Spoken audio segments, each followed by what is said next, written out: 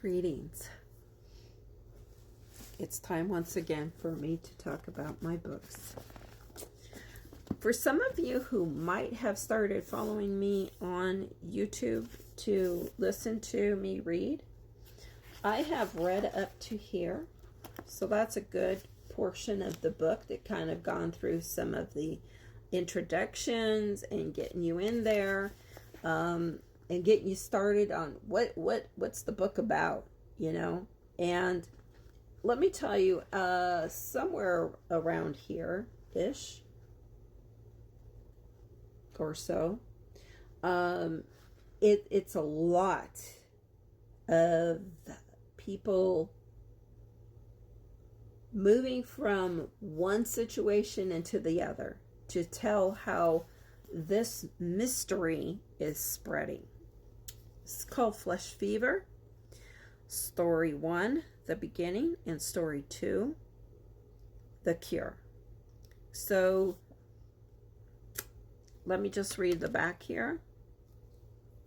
An ancient Egyptian apothecary makes an ever-life elixir for him and his forbidden lover.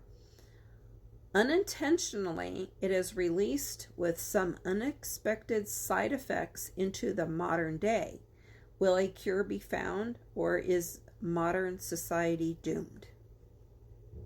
Okay, so that pretty much tells you right there. This is me. I decided to use the picture that I use for all of my platforms. I use this profile picture of me and my famous cup of coffee. That book took me 10 years to write because of all of life changes and stuff like that I was going through at the time.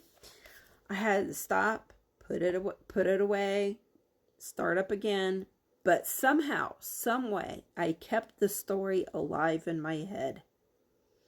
Every time that I came back to my workspace there and started, I'd read, a little bit. Okay, this is where I'm at in the story. I had to also take some notes.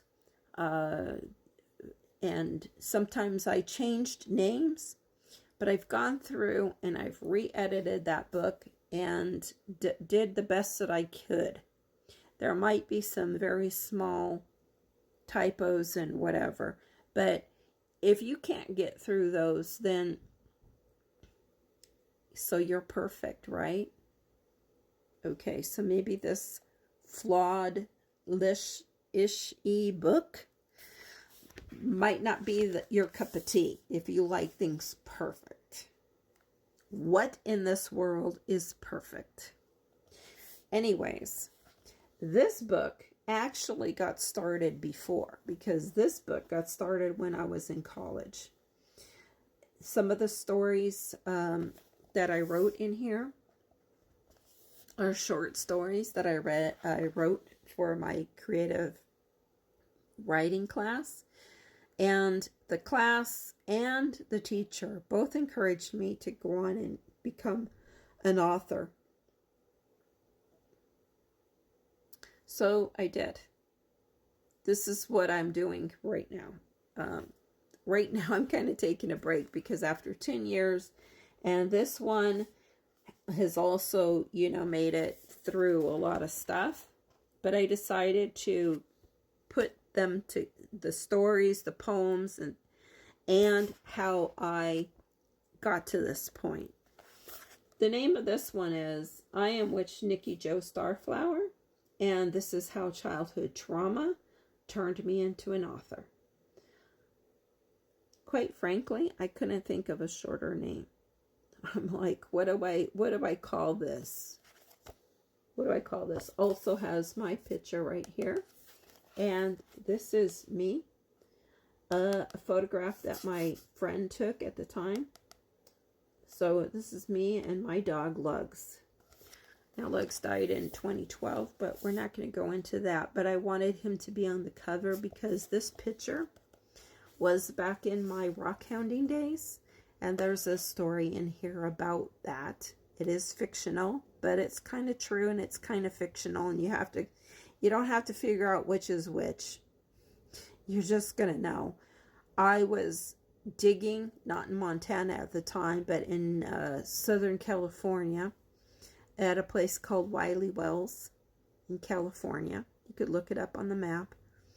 And there's we camped, and we also got up and went to different digging sites. And sometimes when I'm digging, I just start thinking of stuff based on who's around me, based on what's going on, etc. But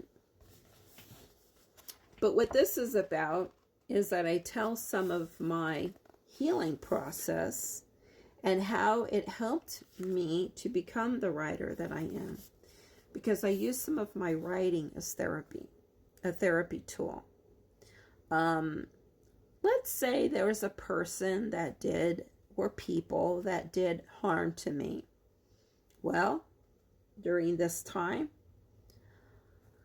I thought about these people, changed them into different people in the book, in the story, and had horrific things happen to them.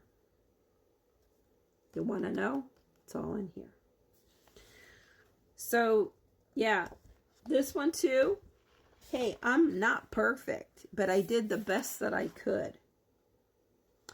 So, like, if I was writing a letter to you and I misspelled something, or I used a different word that I shouldn't have used, or whatever, would you just throw that letter away and say, hey, Nikki, which Nikki, you made so many errors in this letter? No, you'd be reading it, and you might stop and like, what is that? Oh, okay, this is what she meant, because you read the rest of it, right? And you get through that. So these have been edited to the best of my ability at the time. Please keep in mind that I am 65 and I am sight challenged. I'm sight challenged not just because I have glasses, but for problems going on with my thyroid level, because my thyroid was removed, which was another problem, another stopping block in writing my books. So throughout my healing process, I've had a lot of therapists, and they've, suggested, yeah, that's okay, write about something. If you have somebody did you wrong and you want to make it right in the story because you couldn't, for whatever reason, you couldn't get your justice, write about it. Change their name, change how they look or whatever and what they did. Because the things that have happened in here, they're fiction. So come on. But I satisfied that need to make things right. So these are both available in the place that people are boycotting online. That starts with an A. That's all I'm going to say. I'm not going to put a link down there, but I'm going to put the titles, and that's where you look for them if you want to. So thank you for being here.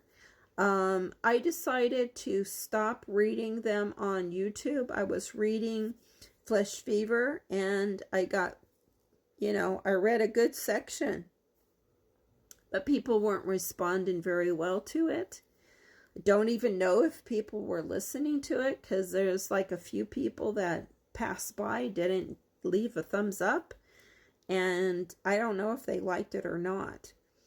Now, I'm not discouraged, but I'm not going to give away my stuff for free anymore, because my work took a long time to do. So if you read that and you decide, hey, or if you listen to me reading it and then you decide, hey, my curiosity's up, I want to purchase this book.